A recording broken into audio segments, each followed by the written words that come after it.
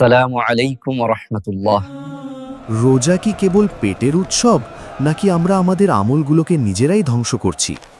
জানুন রমজানে করা 3টি মারাত্মক ভুল, যা আপনার সারাদিনের ত্যাগকে মুহূর্তেই মূল্যহীন করে দেয়। ভিডিওটি শেষ পর্যন্ত দেখুন। এই ভুলগুলো আমাদের রোজা কবুলের পথে সবচাইতে বড় বাধা। প্রথম ভুল, রমজানকে ইবাদতের বদলে খাবারের উৎসবে পরিণত করা। রমজানে সবকিছুর এত দাম কেন? এখনই সব দিয়ে দাও, কাল তো কিছুই পাবো না। আমরা বাজার করি যেন সামনে চরম দুর্ভিক্ষ আসছে। ত্যাগের বদলে আমাদের মনে এখন কেবল ভোগের নেশা। ভারী খাবারের আয়োজনে ঘরের মা বোনরা ইবাদতের সুযোগই পান না। তাদের সময়টুকু আমরা কেড়ে নিই। ইফতারে এত বেশি খাই যে তারাবি নামাজের সব উদ্যম আর একাগ্রতা হারিয়ে যায়। রমজানেই সবচেয়ে বেশি খাবার অপচয় হয়, অথচ আল্লাহ অপচয়কারীকে শয়তানের ভাই বলেছেন। মজুদদারি করে কৃত্রিম সংকট তৈরি করা রোজার চেতনার ওপর এক বড় আঘাত। অস্বাস্থ্যকর খাবারে শরীরকে অলস করে আমরা ইবাদতের আসল শক্তি হারিয়ে ফেলি। ইফতারের ঠিক আগে আমাদের যে অসংযত আচরণ, তা রোজার পবিত্রতাকে কলঙ্কিত করে। এখন ইবাদতের সময়, যাও এখান থেকে। আমাকে আমার মুনাফা গুনতে দাও। অতিরিক্ত খাবারের আলস্য আমাদের আত্মিক উন্নতির পথে সবচাইতে বড় দেয়াল হয়ে দাঁড়ায়। খাবারের আয়োজন সহজ করুন, যেন পরিবারের সবাই রবের সাথে কিছুটা সময় কাটাতে পারে। আমরা নিজেরা ভুরি ভোজ করি, অথচ পাশের বাড়ির ক্ষুধার্ত মানুষের খবর নেওয়ার সময় পাই না। ইফতারের এই সামাজিক আয়োজন যেন আপনাকে জামাতে নামাজ থেকে দূরে সরিয়ে না দেয়।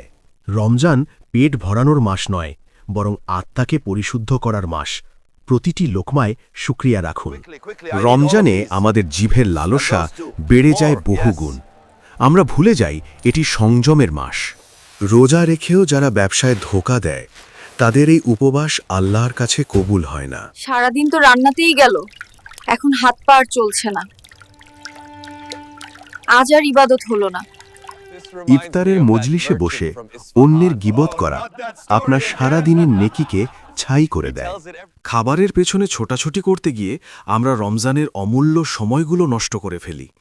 দান খয়রাত যখন কেবল মানুষের বাহবা পাওয়ার জন্য হয়, তখন তার কোনো প্রতিদান থাকে না। নিজের উদরপূর্তি নয়, বরং সৃষ্টির প্রতি দয়ার মধ্যেই লুকিয়ে আছে রোজার প্রকৃত সওয়াব। সুন্নাহ মেনে পরিমিত ইফতার আপনার শরীরকে হালকা এবং ইবাদতকে আনন্দময় করে তুলবে। মজুদ করার হীন মানসিকতা ছেড়ে ত্যাগের মহান আদর্শে নিজেকে উজ্জীবিত করুন। খাবারের প্রলোভন, আল্লাহর সন্তুষ্টির পথে এগিয়ে চলুন। তাহলেই আপনি রমজানের সত্যিকারের স্বাদ পাবেন। দ্বিতীয় ভুল, রোজা রেখে মিজাজ হারানো এবং অল্পতেই মানুষের সাথে ঝগড়া করা। সারাদিন কি করলে? রান্নায় স্বাদ নেই কেন? আমার মেজাজ এমনিতেই গরম। ক্ষুধা আর পিপাসাকে আমরা ঢাল বানিয়ে অন্যের ওপর রাগ ঝাড়ি, যা রোজার সম্পূর্ণ পরিপন্থী। রাসূল সাল্লাল্লাহু আলাইহি ওয়াসাল্লাম বলেছেন, কেউ ঝগড়া করতে এলে বলো, আমি রোজাদার। ধৈর্যই হল রোজার আসল পরীক্ষা। আরেকটি বড় ভুল, ইবাদত থেকে বাঁচতে সারা দিন ঘুমিয়ে সময় পার করে দেওয়া। অনেকে ভাবেন সময় কাটছে না, তাই আড্ডা আর গীবত করে রোজার পবিত্রতা নষ্ট করেন। আর কতক্ষণ? সূর্য যেন আজ ডুবতেই চাইছে না। সময় আর কাটে না। আপনার রোজা যদি আপনাকে দয়ালু না করে, তবে সেই উপবাস কেবল একটি শারীরিক কষ্ট ছাড়া আর কিছুই নয়। রোজাকে অজুহাত বানিয়ে নিজের দায়িত্ব ও কাজে ফাঁকি দেওয়া একটি বড় আমানত খিয়ানত। অপ্রয়োজনীয় কাজে মগ্ন থেকে আমরা রমজানের অমূল্য সেকেন্ডগুলো চিরতরে হারিয়ে ফেলছি। মিথ্যা বলা আর গীবত করা রোজাদারের সব সওয়াবকে বিষাক্ত করে দেয়। মুখে জিকির আর অন্তরে রাগ, এমন দ্বিচারিতা আল্লাহর কাছে পছন্দনীয় নয়। রোজা কেবল না খেয়ে থাকার নাম নয়, এটি আপনার আত্মাকে শৃঙ্খলিত করার নাম। রোজার সওয়াব পাওয়ার বদলে তিনি কেবল সবার মনে কষ্টই দিয়ে যাচ্ছেন। অস্থিরতা আপনার ইবাদতকে প্রাণহীন করে দেয়। শান্ত হন, এটি রহমতের মাস। ইবাদতে অলসতা করা মানে শয়তানের প্ররোচনায় পা দেওয়া। এই মাসটি শ্রম আর চেষ্টার মাস।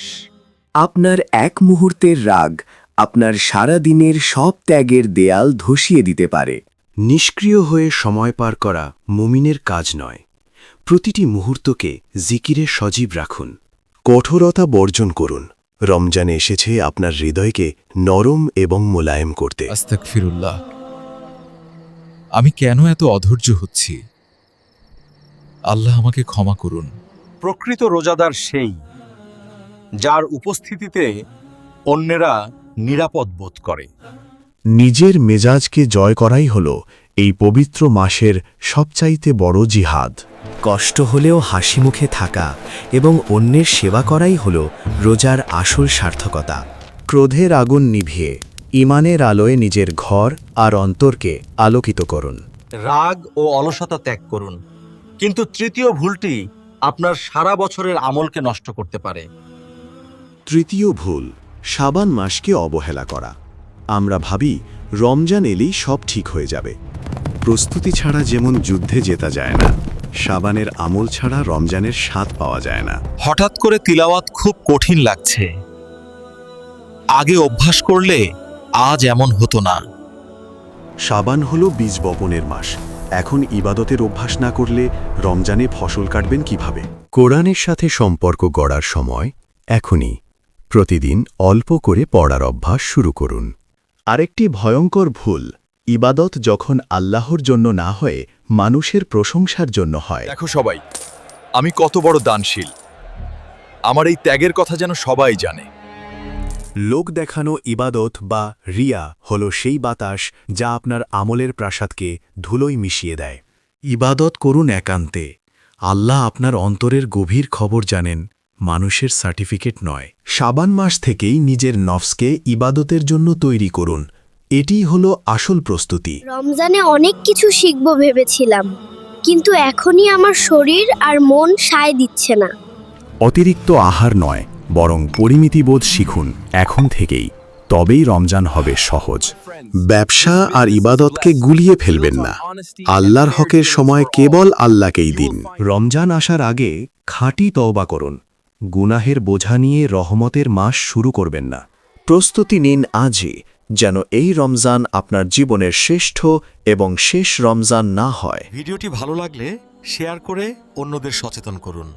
আপনার একটি শেয়ার হয়তো কারো রোজা কবুল করে দেবে। ইসলামের এমন আরও সত্য ও রোমাঞ্চকর কাহিনী জানতে আমাদের সাথেই থাকুন।